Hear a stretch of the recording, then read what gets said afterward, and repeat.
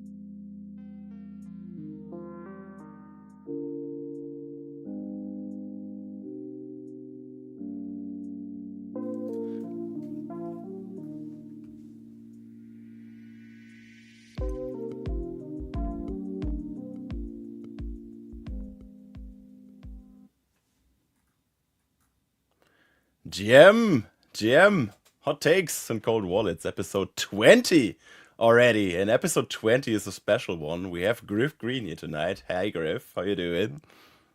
GM, I'm doing great. It's good to be here. Nice. We're gonna do an intro on you, like an extended version of that. But we also got Juan and Nikita here from Chain Patrol. Hi, guys. How you doing? Nikita, that was on mute, but you gotta do it better than that. Okay, yeah, no, I'm doing great.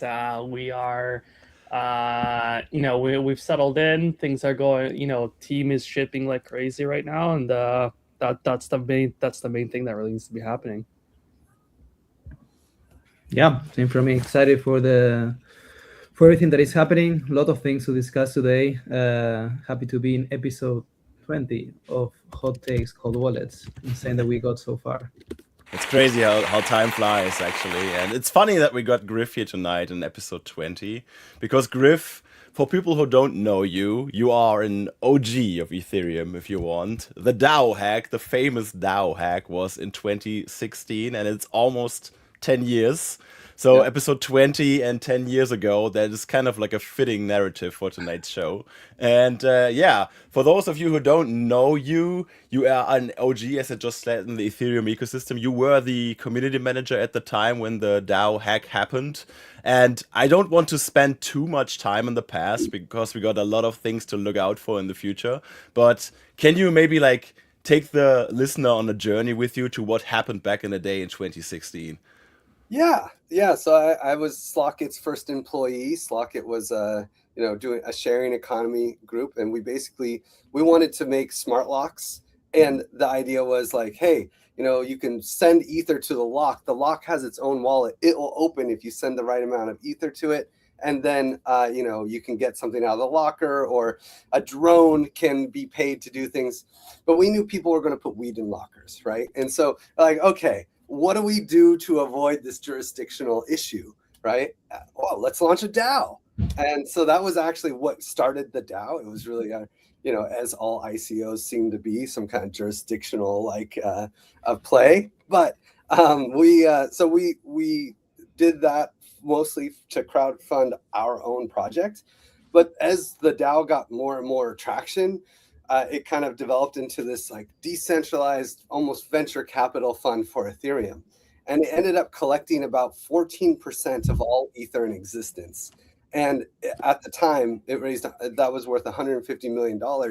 And that was the largest crowdfund ever, anywhere at all. Right now, since then, I think EOS raised $4 billion or something with their scam market making thing that they did, and Faye raised $1 billion. So now it's it's I don't even know if it's in the top 20 anymore. But at the time, it basically proved capital formation, the idea of using crypto for capital formation. And 3 weeks after launch, for more context, it's Solidity was 8 months old when we launched, right? Ethereum was super raw. I mean, when we started this project, Slockit started basically right when the first block was mined in Ethereum. So, the block numbers were in the tens of thousands and not even hundreds of thousands when we were actually working on this. So You know, there were bugs to be expected, and to the point where, you know, we found so many bugs post hack that it, like, even the hacker who started hacking the contract, attack contract bugged out because of other bugs in the DAO, right? So it was Swiss cheese doesn't even cover it, right? The thing looked like one of those pieces of paper at a shooting range. It was just like holes everywhere. But I basically led the chaos after the fact, right? The recovery effort from pretty much every angle.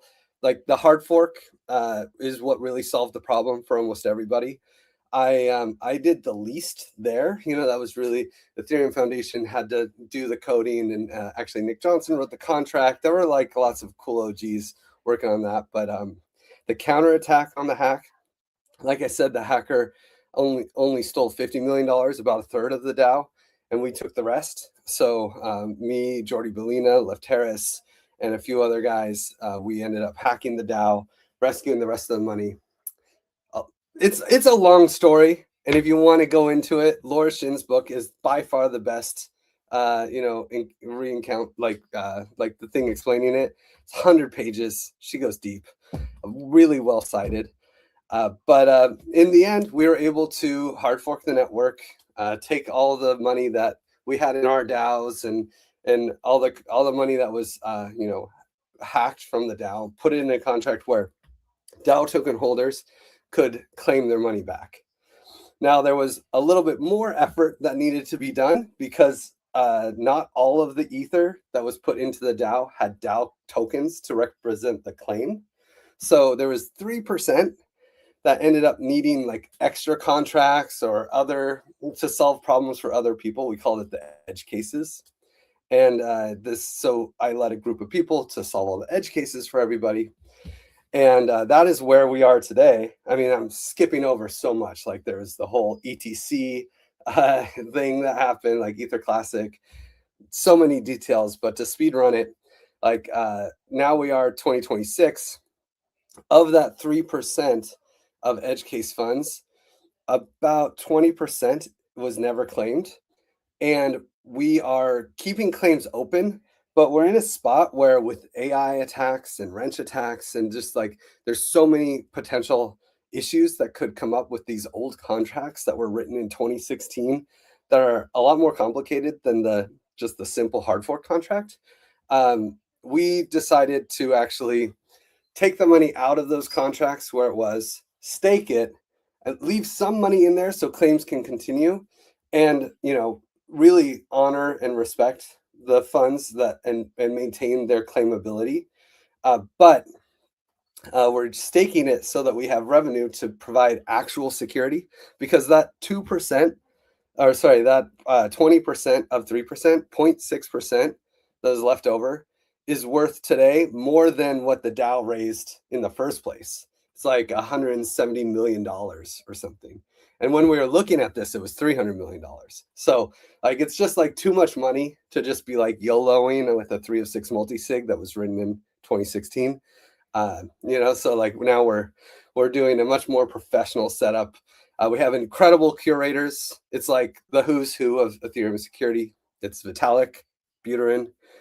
We have Taylor Monahan, Jordi Bellina, PC from Seal 911, me, Alex Van de Sande, and Lansky from Dapnode, who's managing the staking. So we have just like a really good team to like protect these funds and also decide what to do with the revenue, because we don't need that much to secure it professionally. So we're taking all the extra revenue and actually using it to fund Ethereum security in general. I wanted to ask about this. Like, you actually went from the lock project to then like fund the people that actually try to secure the space and put effort into making it like a safer ecosystem. That's very awesome. And we all know, Nikita, you know it, Juan, you know it. We talked about this a lot, like public goods in the space. It's hard to raise funding for security based goods. I also work for Revoke, so it's kind of like meet me in the middle right here and let's talk about this, because I posted about this like earlier today, where we basically we found a way to monetize speculation in the space but we didn't find a way to monetize security, if you will. So this is like an awesome initiative. I really love it. And Nikita, what's your thoughts on this, maybe? Yeah, I mean, I think, there are so many different efforts in the crypto security world right now, and there's still so many experts, and we're all kind of building our own thing, right? And so I think the point of this initiative is to bring forward all of our learnings. There's like the smart contract auditing group, right? But that's just one group that I think we focused on a lot over the past couple of years, and it's great and it's worked very well. The purely smart contract hacks are way down, and it's worked very well. But now we're seeing issues with operational security. We're seeing issues with like infrastructure hacks. We're seeing issues with phishing attacks hitting people. And I think that's a big part of this effort. I have been getting in for the security badge myself and all this, and I'm looking at how they're splitting up the the allocations of like what qualifies you for a badge. And what I really liked in that qualification criteria is that it actually does take into account all the different areas of security. And I think that's a very important aspect here, is that I think just because we're in crypto, it doesn't mean all of the traditional cybersecurity best practices suddenly don't matter. In fact, they matter probably even more now. And I think we've been approaching crypto security for too long as if it's something different. It's actually something layered on top. It's something new, but on top of all the old stuff. And so that's that's I think what most of the industry is realizing now. I think it's been a big talking point of the last 6 months or so, if not a bit more. But individual teams, I think, are not paying enough attention yet. And so I think it's important that the security comes in and community comes in, and we make this, at all the side events, all the conferences, like we're talking about it, we're getting it out into people's knowledge that this is other areas of security they need to pay attention to as well, not only the smart contract audits. Yeah, what you actually can't do, you cannot bring your Web 2 security habits, which are bad in the first place. And with most people, also, you cannot bring them to Web 3 and expect them to work, because, hey, you're like prey here for the people trying to hunt you down, especially, right? Yeah. So Gif, you're also the founder of Giveth, as people can see in your name tag right in the stream. What made you found Giveth in the first place? The great crowdfunding platform that we have in the crypto space. I mean, really, it was a continuation of the DAO and the efforts that you actually already alluded to. We found a way to make money off speculation. How do we not figure out how to make money through public goods? And really, the value to crypto for me, 100%, the reason I'm here, what gets me excited every day to get out of bed and play in this space, is I really believe that these are the tools that we can use to create economies around value that is traditionally underappreciated in the world. And so the biggest one for me is nonprofits and what do they call it? Market failures, right? And public goods is a traditional market failure. And so Giveth's goal has always been the words change over the time, but it's we're going to make DAOs for charity. In the end, we build a donation platform because that's where charities are. That's where nonprofits are. They collect donations. And so we've been onboarding them into crypto for the last decade. And it's been tough, okay? I've seen nonprofits lose money in crypto in every way you can imagine, right? And of course, it's not just speculating on bad altcoins. It's sending money to the right address on the wrong chain. It's phishing attacks. It's all the things that, keep me going and focused on security, because I can't actually, Ethereum is not safe, right? And so we started Giveth so that we could build economies around causes, so we can make nonprofits profitable, because nonprofits create value. So we should be able to create an economy around the value they produce. And we thought we could use blockchains to do that. Now, in the end, it's been a 10-year-long research project, and we never cracked the nut. I mean, it's been very difficult. We've had ups and downs. We've had opportunities. But I wouldn't say that we have found a playbook for let's tokenize these public goods and make it work. Because I'm confident that there is something there that eventually will be able to use digital scarcity and supply demand dynamics to fund public goods. Just haven't figured it out. And so when I was looking at how do we build the DAO and how do we make this, things, that a lot of that is still injected into it. Our goal is to fund Ethereum security projects, but in the end, we're doing it in the DAO way. We're gonna do this with 200 ETH security badge holders, right? Which is past Dunbar number. We're gonna make DAO style decisions, and hopefully, eventually, if we can crack the nut of like getting 200 or more people in a room making good decisions, maybe then we can build an economy around that distribution. So this is kind of the ideas, and really my mission, my personal mission, whether it's the DAO, Giveth, or Common Stack, or any of the other dozen startups that I've had over the years, it's always the same mission, which is making nonprofits profitable. Yeah, it's definitely something. I just want to chime in that it's like very challenging. Like we've started off with Chain Patrol as well. Started off, and we were often told that like, hey, this sounds like it should be like a public good, right? And what you're doing, you're finding scams on the internet. You're blocklisting them. You're sharing this data with others. And honestly, we were looking down that pathway, but it's just not clear how we could possibly operate this and get to the level of impact that we have gotten to without turning it into a paid business, right? We found a business model, it worked, and so we're able to do what we do. But everything has value, right? Everything that you do that's good, especially in security, it helps somebody, right? So it protects somebody. So there is some sort of value that exists there.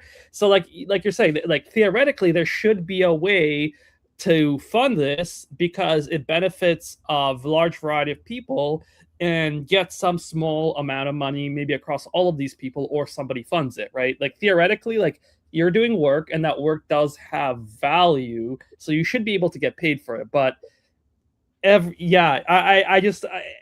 that's trying to tackle this problem, it's extremely difficult. So I mean, It's like I do think respect for anybody that does push that direction. I'm so confident we have the tools. We just haven't figured out how to put it together yet. Maybe AI will help us eventually, but like we should run auto research, run that on the public goods funding. I mean, I feel like Bitcoin, Ethereum, and like the L1s, it's ended up working out, right? Like Bitcoin provides a public good similar to the roads, the financial rails. True, yeah. Like anyone in the world can receive Bitcoin from anyone else in the world, and they can just create a public address, right? And I mean, that is an incredible value. And it's not funded by taxes. It's not funded by donations. It's funded by issuing a currency and creating demand for the currency, which honestly, Bitcoin's dynamic, like economic dynamic, is the same as governments. Like they print money and they charge taxes. The Bitcoin tax is, the miner fee, right? You put in an input and the output's a little bit less. Boom, miners get funded. It's kind of this little in-game tax. And then it's printing money. This is the same thing governments do. So like we have, the tools are so close. Like I know it's there. We just haven't. I mean, I honestly feel like the narrative we're way behind from the narrative standpoint, and we, I don't know, we haven't quite figured out. I feel like bonding curves have something to do there, and there's really great opportunity, but. We can't. I've tried for a decade. I'm honestly ready to pass the torch because we'll keep trying and we'll provide space. But the cool thing with the DAO is that now we're like in a place where we have funding and we can actually support DAO tooling providers and people who are building some of this infrastructure and allow them to use their tooling and sharpen their tooling by distributing funds to Ethereum security projects. One of my friends once asked me why I'm working in crypto, and basically I was like, "Hey, like the ecosystem in crypto, it's so good at creating value, but it's so bad in keeping it. So there's my job basically playing into this role, like protecting users, getting them to know like wallet security better, like hey, the basic security cybersecurity things that Nikita talked about. You gotta keep them and have them locked down if you want to participate in Web3. I mean, it's unfortunate, but that's like the harsh truth that you gotta learn. Like you gotta be good at the stuff that you're doing, and you gotta take advice to heart that you get from people that have been here for a while, like Riff, 10 years. So yeah, we lost like billions in dollars of worth in this ecosystem already. And we also wrap up with latest once in a week, Griff. If you haven't like listened to the show before, we always have the latest trends, quote unquote, in the hacks and scams that are going on. And one of that was the CowSwap DNS hijack, Nikita. I think you guys were on the fence watching what happened with CowSwap, and basically what they had happened to them was their DNS was hijacked, which basically means if someone wanted to open up the domain of cow.swap, they were redirected to like a lookalike web page, and if they wanted to do like approvals or swaps, they did approvals to contract that weren't actually CowSwap. And I think the damage was kind of like minimal, but everyone was on their toes because DNS hijacking is something that the end user cannot do anything against unless they know like, hey, this is the CowSwap contract, I got to bookmark it, I have like a name tag in my wallet, etc., etc. So what would you say to users to how can you even prevent stuff like this happening to you as a retail user? Yeah, I mean, to you, maybe we can talk about the organizations like first. There are certain hosting providers that are better than others, or like DNS registrars that are better than others. Cloudflare, I believe, being one of them, that is more resistant to these kinds of attacks, because there are certain registrars where the support teams have way too much control over your domain, and so they can essentially go and get bribed, and then they can just change up the DNS records, point it to another site. This is the common. There are other ways it can happen too, like sometimes teams get phished and all this other stuff. But the most common one is just like somebody bribes a support agent that has too much access. Now, one thing that led to the reduced amount of funds stolen in this case is the effort by Efficient Detect, by Seal, and also by ourselves to blocklist this across as many places as possible. Like it goes into a lot of different wallets. This was caught very early on, and so warnings started showing up right away for users across like MetaMask, like Phantom, other wallets. So the moment you go to that page, you get a big scary warning, and you know that something is up here. This is honestly something that's not a very like formally defined process that I'd like us to improve as a whole. Like the way we actually do it across the across the security space right now is like we just put it on the block on like the same block list that malicious sites go on just temporarily, and then we later remove it. For some people it works, for some people it actually can cause damage to the underlying domain at times, and then there's like a whole cleanup that has to happen afterwards because it ends up spreading to a bunch of other security systems that might not be as aware of crypto. And so we really should treat it as a bit of a different thing. It's a domain compromise, not a domain, not like a inherently phishing domain.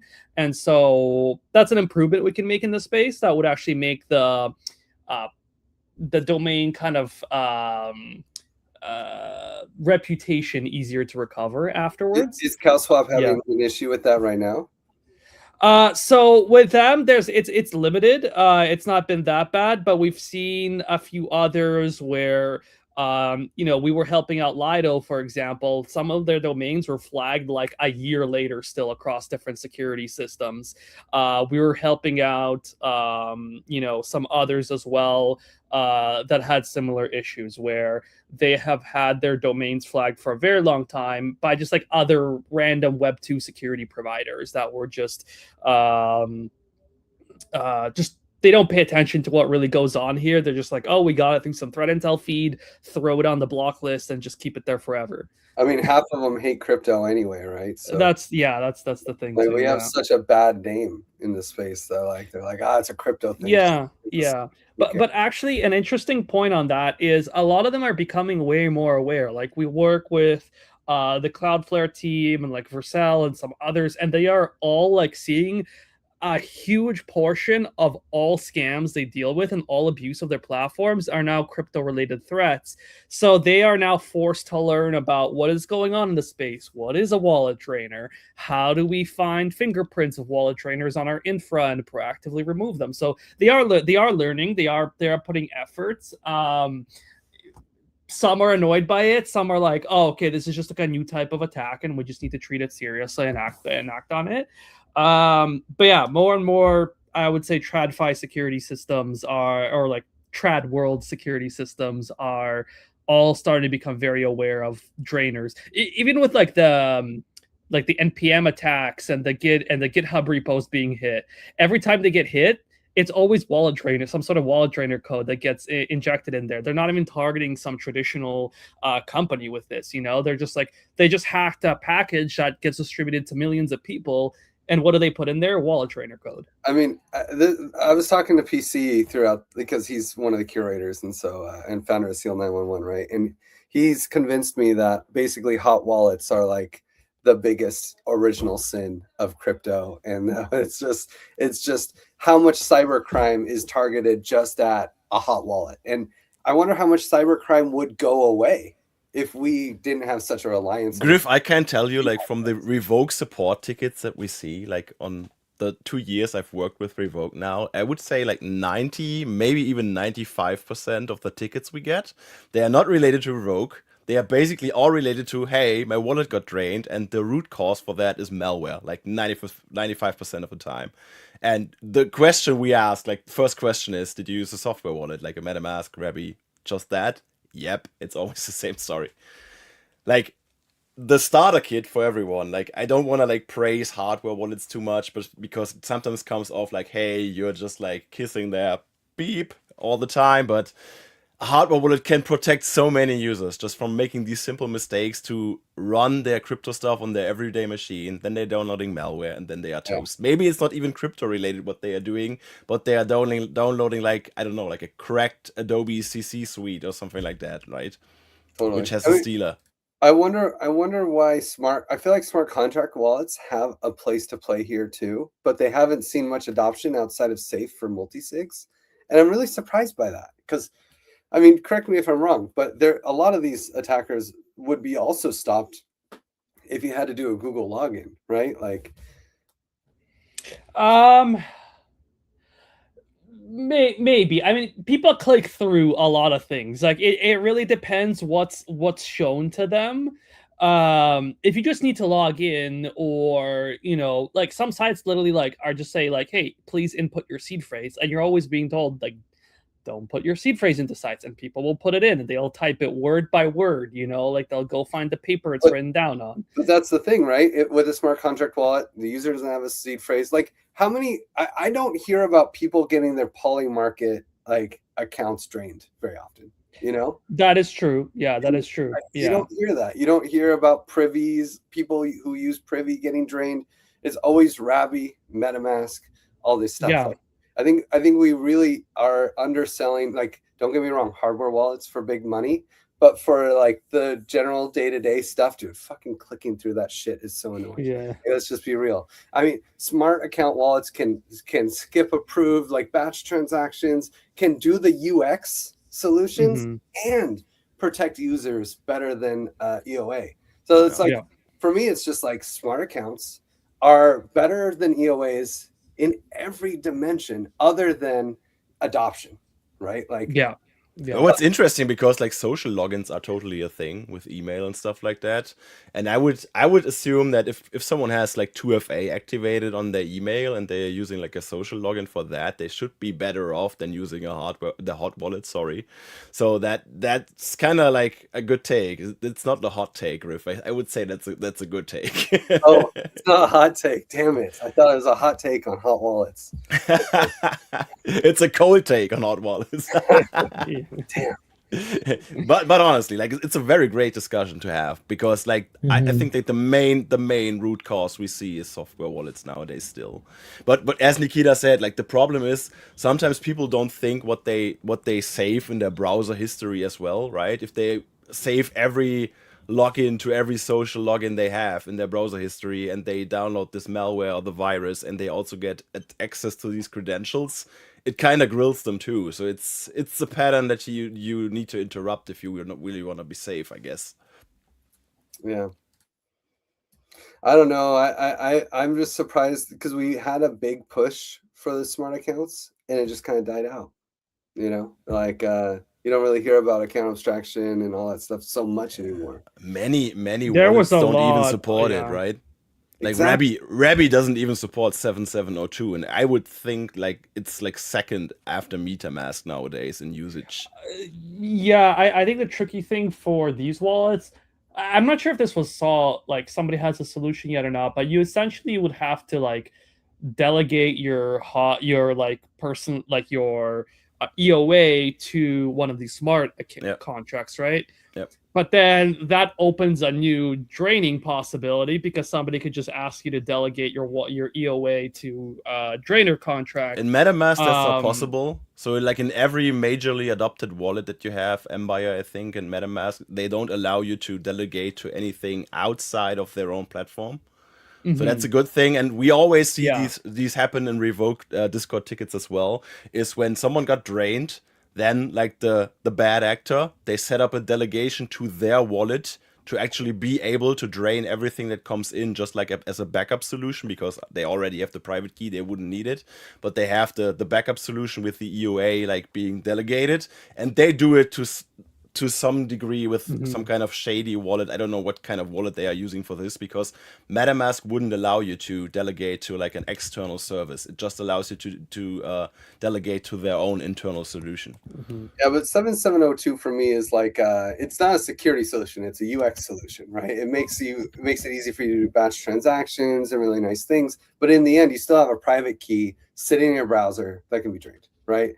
And so like I think the real key is having a smart contract that has serious rules, time locks, you know, like daily limits, all these things that you can program in where the money can't leave. And my hope is that maybe with AI agents, since we're always like worried about AI agents being dumb, but like for some reason we're not looking at the people being dumb, but like, okay, we're going to worry about AI agents hallucinating and making mistakes with your crypto. Not that it doesn't happen every day with real users. So now we need to put smart contract wallets out there so that like they have daily limits, they have whitelists, they have all these things that only they can interact with, you know, that maybe we can get a push here.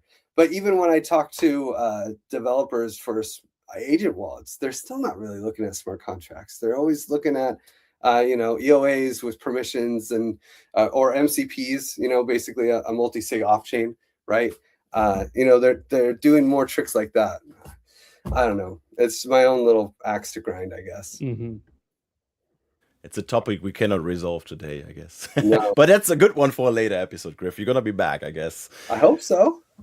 Nikita, I want to talk about lights in dark rooms, your documentation about the scam compounds, because Griff also plays a role in that with his Giveth platform. You guys are supporting the charity funding, so to say, for the project.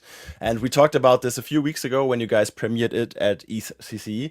And since you had made progress, like there was an article out, like highlighting certain things of the documentation. We didn't see the full documentation yet, sadly, but fingers crossed we're gonna see it one day. And Nikita, so what would you say? Like again, Griff is here tonight. So for people who didn't really know how scams are like operated in the background, and we just thought like, hey, it's some kind of hacker sitting in the basement of their mom and hacking wallets and like making a fortune, buying a Rolex, spending it on champagne or something. But then we found, like, not only through your project, but also through your project, that it's actually like people getting trafficked and forced to scam people. Yeah, I mean, it's it's really it's a massive operation, right? Like we have a few things going on, right? Like one, we can't forget about DPRK, which is a whole nation state actor. They have an entire branch of their military that is dedicated to these attacks. And then we have the scam compounds, right? These are they're entire cities, right, that are being built, where they have, you know, higher level criminals that handle the building, the construction, trafficking people. They travel to other countries. They typically run job scams and, you know, promise somebody a job in Thailand or somewhere else, and then they take them over the border into Myanmar.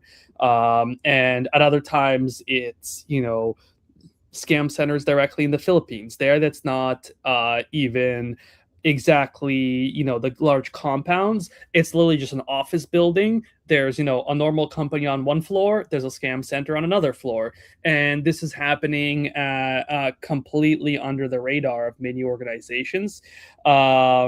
And of governments as well. There are task forces now. There's people trying to do something about this, but they operate at such a scale that, one, they have tons of money, right? They have money for bribes, for corruption, like it's all tied into corruption, and so it's very difficult. Like the amount, like, to track them down, to do anything about them, and it's literally like, and small NGOs and a few people that are handling this, and so they need a lot more support, is what I'm saying. Is we need to, you know, whether it's through a donation, through awareness, through helping out the victims in some way, you know, providing assistance to them, or even work or something else, or like a lot of these people just come back and it takes them a long time to like recover from these attacks. I don't know if Griff, you want to add something as well. Honestly, it's just such a sad thing. You know, it's like victims making more victims. It's just such a tragic situation, and it's so interesting to become more aware of it through your documentary. I didn't get to see it. I would have absolutely gone, but I was hosting it. It is coming. It was so tragic. No worries. I'm glad that. Yeah. I'm really glad to see that it's actually raising some decent cash on Giveth. I'm sure it'll be a lot more. I'm pretty sure I actually didn't get to review this one yet in the QF round. I assume it's going to make it, but yeah, and there's $1 million in this QF round, so I'm sure that'll be a nice pump for this project. And I just think it's really important to have full awareness. You know, we think it's like just a bunch of bad guys who are attacking us, and you know. But Coinbase support on the other side is like a victim too, you know, and it's I mean, it just makes it all the more reason to get hot wallets off of our devices. yeah. No, it's like, you know, the if we make the jobs harder, that's like of these attackers, that's something that in a way makes it less lucrative for them to even run these businesses, right? Like if we make it super easy for them to run these attacks, they're going to continue growing their empire essentially. And so we can help on, you know, supporting the victims, but helping secure our own defenses and making it less of a lucrative business. I'm just thinking, like, I'm doing like a lot of the tech education around, like, hey, don't click this, avoid doing this and that. But we might actually need some more human education about, like, hey, this is like a human tragedy going on, and the guy at the other side scamming you or trying to reach out to you, pretending to be a woman for the 10th time this week, is not actually like someone who's like doing bad stuff on their own, but they're kind of forced to, or they're getting tortured or whatever's happening to them. Sadly, it's kind of insane, Griff, because like in a real world, you're not often faced with a problem like this. But when you see like crypto, I think that's the problem of being like a global town square, so to say, right? Like every jurisdiction basically comes into this, and we're seeing stuff we could have probably never imagined like 10, 15 years ago. Yeah, no, it's honestly disgusting. It's just, it's so tragic. Yeah. Juan, what about you? Do you think that people actually understand the level of human that flows into these kind of scams? I would say it depends on where you currently base. For example, I would say here from Argentina, scam compounds are not something common. Like we hear like a lot of different and sad things going on, but not exactly on the scam compound side of things. Like there are like different kind of scams. Like you receive like fake calls, people claiming to be your grandmother, that your grandmother needs help and asks you for money, and those kind of schemes. But I think that's like in a, I would say, low level operation. It's not like a high level operation with a lot of resources and a lot of structures as we see happening with the scam compounds in general. So I think definitely, for me at least, was like an eye opener, like when I saw the premiere a few weeks ago. But definitely, I will say for everyone, when we release it publicly, that will happen really, really, really soon. You will be able to see like how these problems actually happen, and also how crypto is related to this.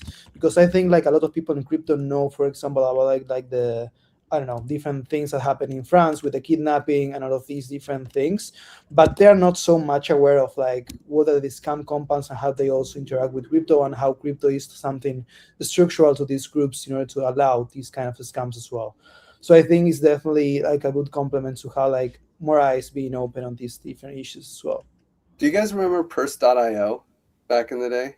It was like a permissionless Bitcoin payment processor for Amazon, you could say, where you could like make an Amazon cart, put a Bitcoin bounty behind it, and you would actually get like 15% off, right? Maybe more.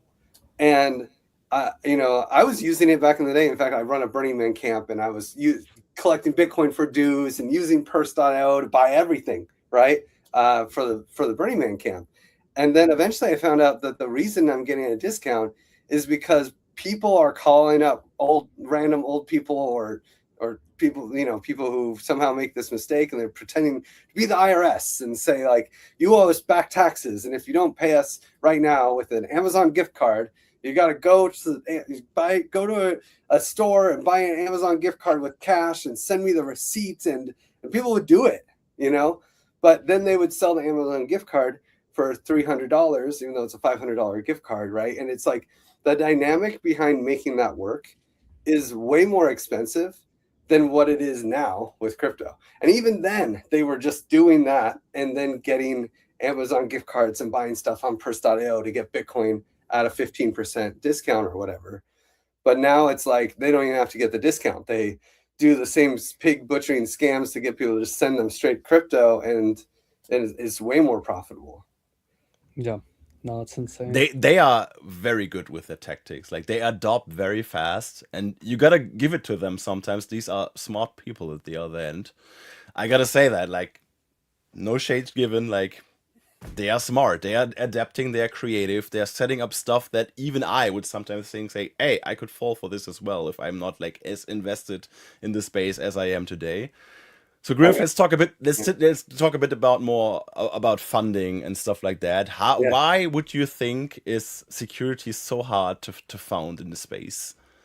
I mean, I just want to say, like, this kind of transition, it seems to be normal for me, because I come into the security space, and it's like Debbie Downer conversation, and then I'm like, we got millions of dollars to support security. Let's talk good things. It's like I feel like so lucky to be like the only positive light in the security space right now.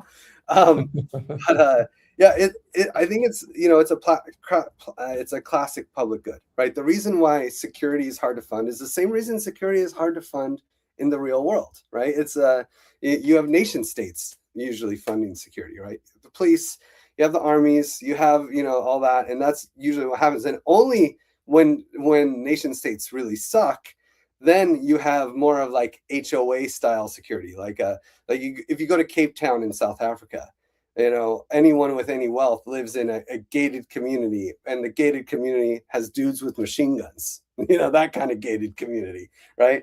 And so it's like then you have your own personal security solutions that end up like with the HOA style model, like a housing association, where you have a group of people who kind of come together to share the cost of security. Because the other thing with security in general is that it scales so well.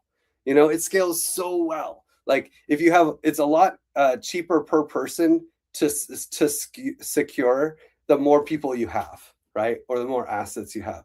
It's like it's the economics of scale in the security space are huge. And so I think one of the biggest problems as an industry is our coordination around it. And Nikita touched on it earlier. It's like, we could probably coordinate a little bit better if we had a different, solution for a domain like compromise versus like a malicious domain, right? And like, but who gets the funding to do that sort of thing? Who's going to coordinate it? it takes time. It takes really intelligent people who are very like expensive in our space, because right now in the Ethereum security space, you pay auditors and you kind of rely on these auditors, and every project is acting on their own, finding their own personal security solution. And so we have like the worst economics of scale ever. It's every project having to figure out their own security on their own. And it means that we spend billions. This is a billion-dollar industry, right? Multi-billion-dollar industry every year. And for good reason, because it also is $1 billion of losses every year. So, it's a $1 billion industry. And I actually think if we coordinated better, we could and more efficiently, we could actually bring down the cost of security, have better security for cheaper, just by scaling it. And this is really what the DAO and my initiative is focused on, is how do we coordinate effectively to reduce costs and spend more efficiently to protect more people all at once. This is why we're doing the ETH security badges. This is why we're doing the QF round. We're choosing how to secure things. Like everyone's hitting me up, hey, can you help me with my audit? Can you help me pay for my audit? It's like, no, we're not going to pay for any audits. That secures one project, and it's kind of just a waste of money, right? With the QF round, we're running $1 million QF round, and the goal isn't even the $1 million distributed. That's like almost a tertiary goal. Like, of course, it's great that we can send a lot of money out to people, but the real top level goal is discovery. All these amazing open source tools that are out there that different teams are using, that are open source, that they want other people to use so that we can all be more secure together. No one knows about them. Griff, you're already in the round, so let's talk about it. Is there any particular project you like to see supported in this round? I mean, it's a very broad round. My goal is, it's not about a specific type of project. It's really about all projects. It's about the discovery effort. It's about finding out what cool people are doing out there. It's about understanding the different developer tools are important, but also, Willie, dude, you're in there, right? Because you're going to get hopefully 1,000 followers just by being in there, and people will be more secure watching your content, right? So whether it's content creators, it's developer tooling, I think is going to be a huge solution thing. Like there's going to be so much interesting things coming out of that. I think there's just I'm like blanking because it's like overwhelming how many cool projects are actually in this round right now. But I'm excited for afterwards, when I can get a CSV file of all that data, make some ETH skills for agents, make some get it all out there so people can even just see. And then we're also going to have this really interesting thing with quadratic funding, where you kind of have a market discovery as well, where it's like, look at can you explain that a bit, Griff, for maybe people who are not being familiar with quadratic funding? Yeah, so in the donation space, often there's a matching pool. Normal traditional matching pools, it's like, hey, for every $1 you put in, we're going to 3x the amount, right? You put in $10, we're going to put in $30 on top, right? So, and that's a great incentive for donating, but it's dollar for dollar. And what quadratic funding does is it also adds in a dimension of how many unique individuals donate, right? So it's like a democratic matching pool. So the more people donating, the more money that actually distributes the $1 million matching pool that we have on top of it. Basically, like a voting, right? Exactly. And your vote is still denominated in dollars, but it's quadratic. And of course, the algorithm is actually way more complicated than this. But the simple idea is like, if you donate $1, it's worth 1 point. If you donate $100, it's worth 10 points, right? So 10 people donating $1 is just as powerful as one person donating 100. So you end up with this nice democratic matching pool. And it does a really good job and I think it's a perfect solution for this type of round, where actually, like, yes, there might be a few people who benefit from some security tools a lot. And so maybe they donate a lot of money to that one tool. But if a lot of people benefit from these security tools a little, and they all put in that one might, even though it raises 1/10 of the amount of money, it might actually get more matching pool, right? So, and we're doing another experiment too with this, where we have ETH security badge holders. Where, you know, I'll get into how you become a badge holder in a second, but if you let me. The idea here is we're collecting the top 200 Ethereum security experts, and we're going to give them all some funds, like $100 worth of tokens. That the tokens don't actually have any value unless they're donated in the round, and then they can all donate to these different projects, and those donations will be worth 4 times as much as a normal person's donation. So $1 donated from an ETH security expert is going to be count as $4. And so that way we can have these experts and 200 experts, so that we can avoid conflict of interest things. These 200 experts will actually be able to have a heavy influence over how the outcome is distributed. But it's not going to be just like, it's also still the community has a big voice too, right? So it's like, I expect there to be somewhere around 2,000 to 10,000 donors, and only 200 of them will be experts. So it should be it should be a pretty fair round. Yeah, no, that's a great setup. Nikita, can I ask you a question? If you were to have like a shovel with money right now, and you can put it like towards security, where would you put it? And please don't say brand protection right now. Yeah. I would say anything to do with just developer compromises. I think honestly, like I think are really important areas. Anything that comes to just like supply chain attacks. It's just like, it's so common now that somebody just goes to GitHub. It's either as part of an interview or they're just checking out a new project. Devs like just trust GitHub as like GitHub does nothing wrong. You know, like you can just go there. Like I don't think anybody until recently, like in the developer world, has even thought about the fact that there can be malicious code on a GitHub repo. Like that's just not even something that has. I like, we are in the security space, so we think about this. I don't think any normal dev actually like that even crosses their mind whatsoever. And so anything on GitHub, they just treat as like, oh, cool, somebody built this like, you know, yesterday. It has 1 star on it. Cool. Let me download it and run it. Oh, it's missing permissions. Hit sudo on it, and it'll, you know, let it do whatever it needs. That's just a normal developer flow.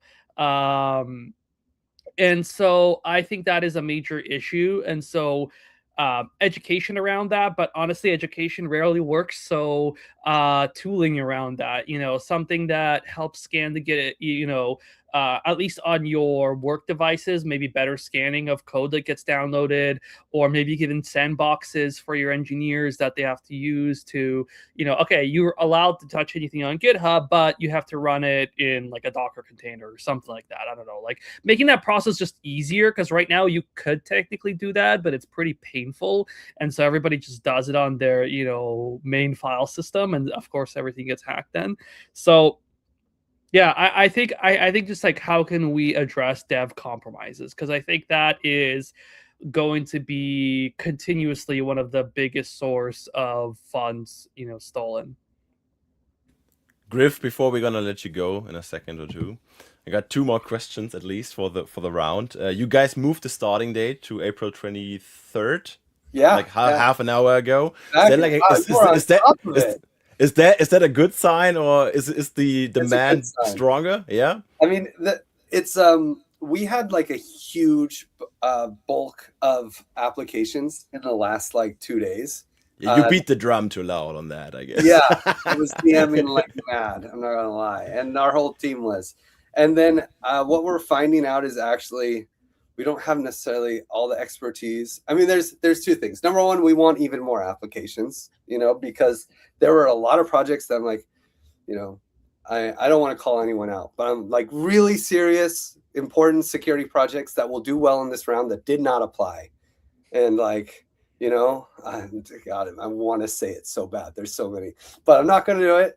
They still have time to apply. So, you know, that was one dimension.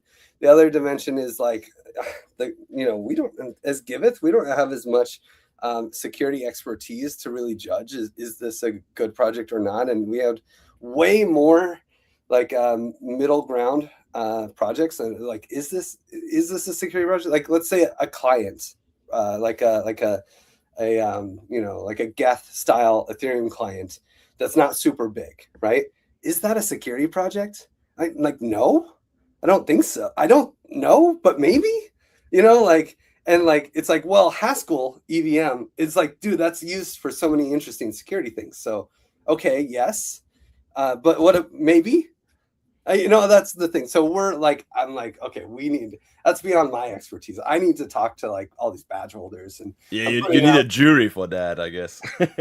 in some ways, and because actually quadratic funding really relies on strict eligibility requirements. There were a lot of really great projects that applied that are like doing developer onboarding in Africa, or just like other cool things that or like a good news organization, and yes, they have like security related posts, but they're not wrecked. They're not like block threat. Those are security focused things. So we're letting them in the room, but we're not letting in like a Cointelegraph style app. It's like, because it's not security focused, even though they do. And so there's just so much middle ground. And like, if we get the eligibility criteria well done and we're strict with it, then the round is so much better. You have way less noise, and you have like really a lot of targeted impact towards the security space. And so maybe you want to have like the Ethereum security badge holders vote on projects in the next round or something. Yes, well, one of the things that I found in DAOs is that the whole like forum post snapshot style voting thing is just painful all the way around. So actually, in the badge holder system, I'm trying to be very strong on like, you're never going to have to read a forum post or anything. It's like, it's like quadratic funding. They're going to have this extra power in donations, like it's going to be like I feel like the things that worked well in DAOs are like Ethereum signaling. Like if you run a client, like you set your own gas price, more of this algorithmic government style, or even VE curve, VE BAL, like vote escrow style voting, where you're like, yeah, I want to send it to those liquidity pools, like that. I'm not saying we're not going to do that exactly, but like, I feel like those things really worked well. Quadratic funding is another one.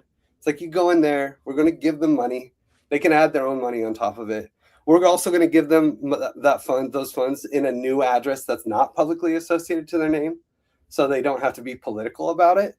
They can be like, yeah, I do love that project. Honestly, I don't think it's that good. Yeah, I'll donate, and then you don't have to. So like.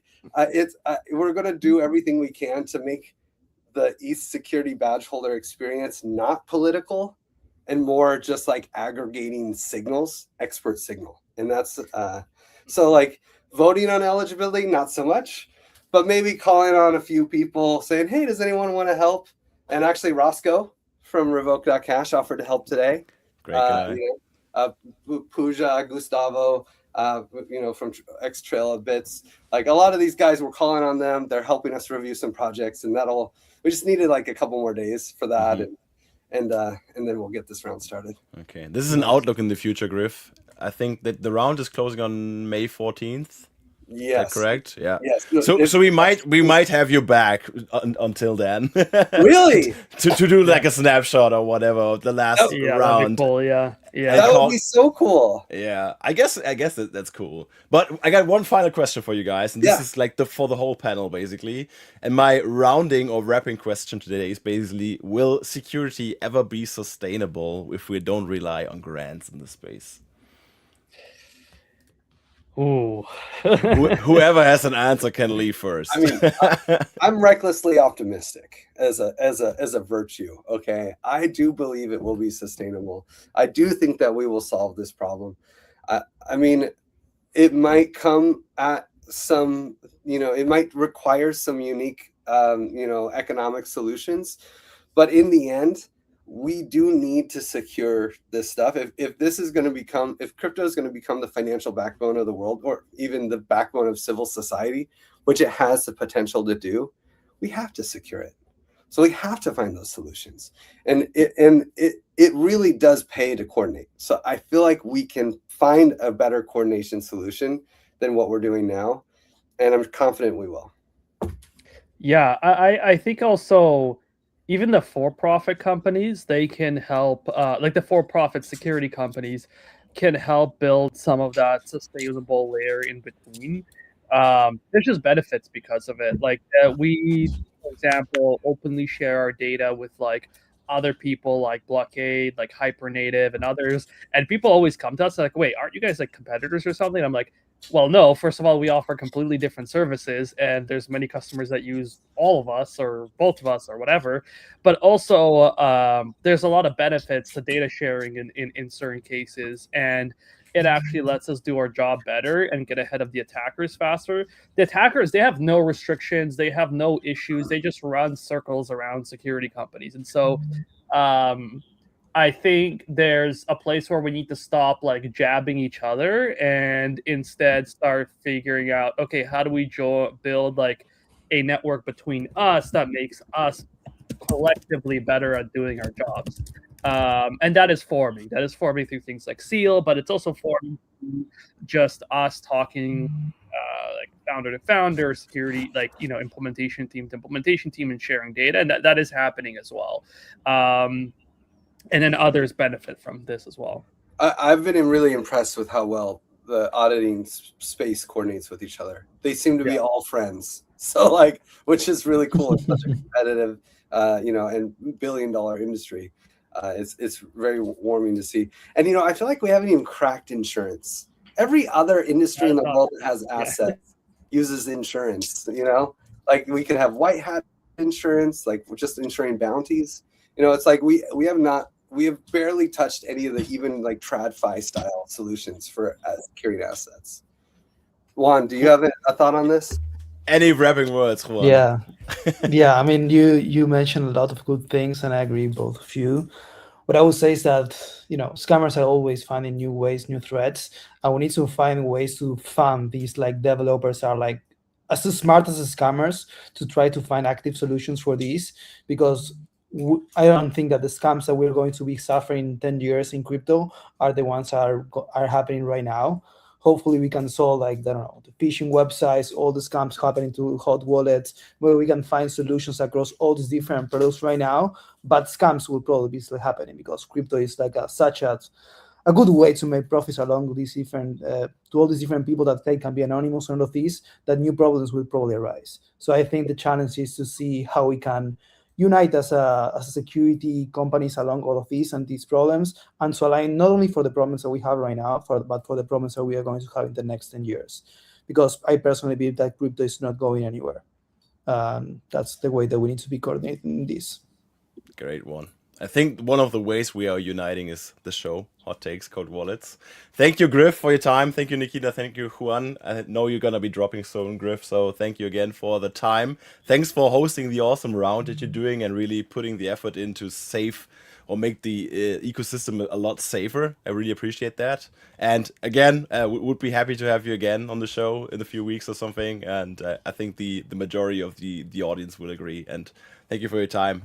Bye-bye. That'd be amazing. See you guys. See ya. Thank you.